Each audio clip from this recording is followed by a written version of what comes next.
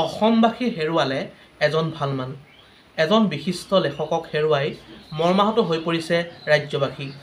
শোক প্ৰকাশ কৰিছে গৌৰৱ গগৈ ডাঙৰীয়াই। নমস্কাৰ বন্ধু বান্ধৱীসকল, আপোনালোক সকলোকে আন্তৰিক স্বাগতম জনাইছোঁ আমাৰ চেনেলৰ অন্য এটা নতুন ভিডিঅ'লৈ। তেন্তে আহক আজিৰ ভিডিঅ'টো আৰম্ভ কৰোঁ। সমগ্ৰ অসমবাসী আজি মৰ্মাহত। সমগ্ৰ অসমবাসী হেৰুৱালে এজন বিশিষ্ট লেখক কবি। শোক প্ৰকাশ কৰা দেখা গৈছে গৌৰৱ গগৈ ডাঙৰীয়াই।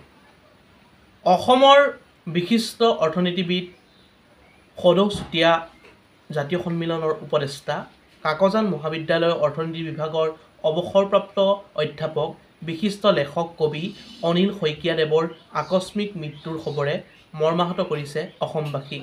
তেখেতৰ বিদেহ আত্মাৰ সদ্গতিৰ বাবে ভগৱানক প্ৰাৰ্থনা জনাইছোঁ। বন্ধু বান্ধৱীসকল, আজিলৈ আছিল ভিডিঅ'টো ইমানেই।